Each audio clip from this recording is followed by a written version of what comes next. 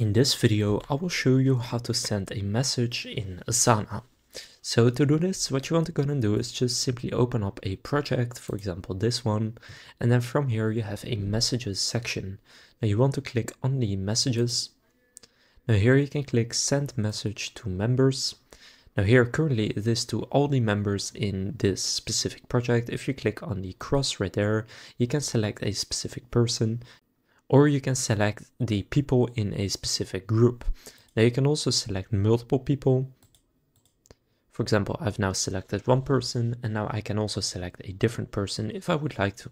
And now here you can just write a subject, and you can type something right here, and you can add any attachments, you can add emojis, you can choose the formatting right here, you can add in images, you can even record a video through here, and then just click send, and now you have sent this to the person, and they will then get a notification that says that they have got that message. So in the bottom right you can see right here new message, and if you click open, and if you then open it up, you can also see your messages that you are working on. But now you know how you can send a message to either a specific group of people, to a project, or to a specific person. If this video was helpful, please consider leaving a like and subscribing to my channel. And with that being said, I'll see you in the next video.